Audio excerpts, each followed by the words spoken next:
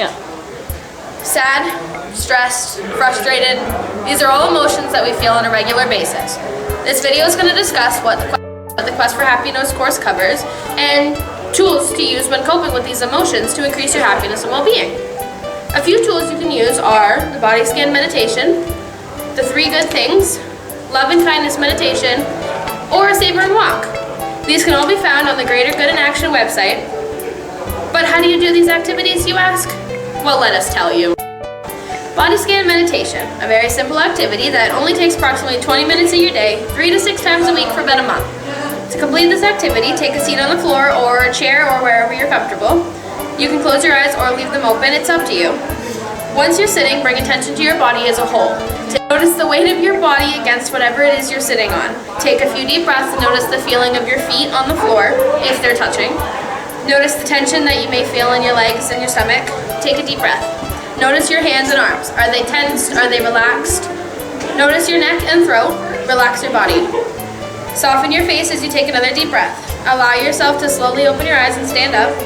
This activity works well for positively affecting your happiness because it forces you to slow down and take a moment to think about what is happening in your body. It aids in calming your nerves when overwhelmed and can easily be regulated into your schedule by adjusting the times and how often you do it.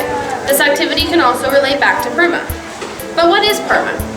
PERMA is an acronym for the building blocks of happiness, and they were designed by a guy named Martin Seligman.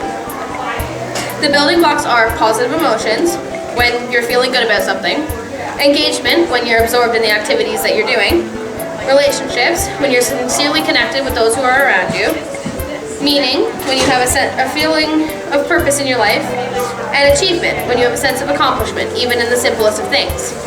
The body scan meditation relates to PERMA because you begin to feel more positive emotions due to relaxation, and it forces you to be engaged during the entire activity.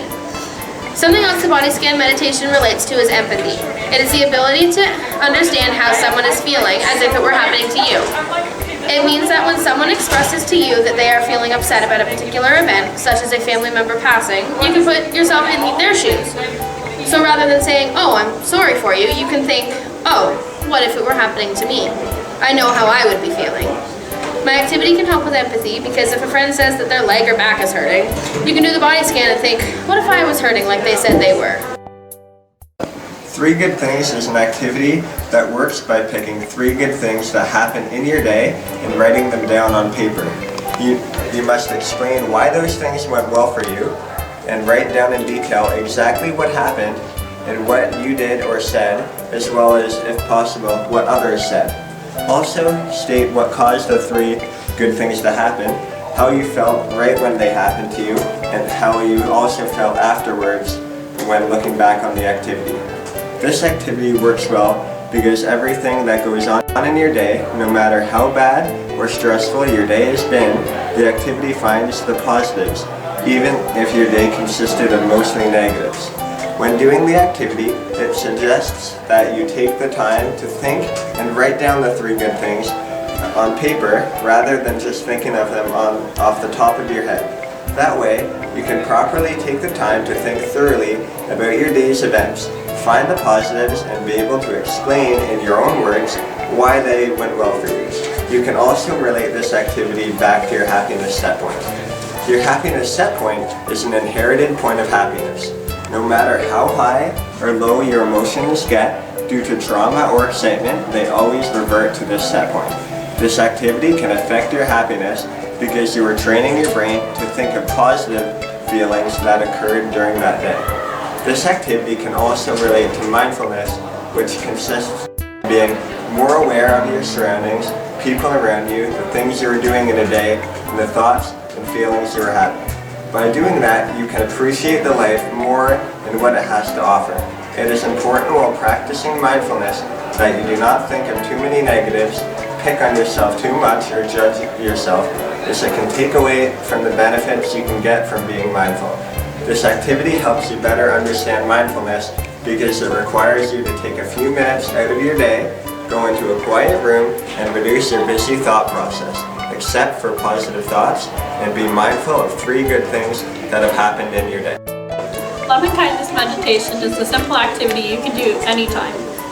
To begin this activity, lay down in a comfortable spot, either lying down, palms faced up, or sitting cross-legged, palms faced up. Close your eyes and begin to slow your breath. An easy way to do this is to breathe in slowly for 4 seconds, pause 1 second, breathe out through your nose for 4 seconds.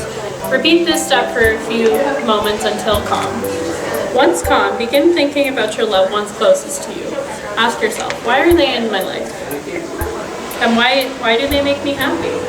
Send them positive thoughts. It is recommended to do this for 30 minutes, but if you're crunched for times, you can easily shorten this to 10 to 15. This activity works well because it ties into positive relationships and helps you think and reflect on your loved ones and allows you to begin strengthening those relationships. You can use this activity to help get over negative bias. The negativity bias means people are instinctively able to find the negatives rather than positives. We pick up on negatives much quicker than positives, or when something positive happens, it's a very temporary feeling and we revert back to those, negatives, and not fully appreciating the positives of the situation. My activity helped me ignore my negative bias and look on the brighter side, such as how many loved ones you have that care for you. This activity can also relate back to the relationship aspect of PERMA. Relationships are very important in life, and you will find that they personally affect your happiness a lot. If one of your close relationships is not doing well, you feel and think about it all day, and it brings the happiness level down a lot.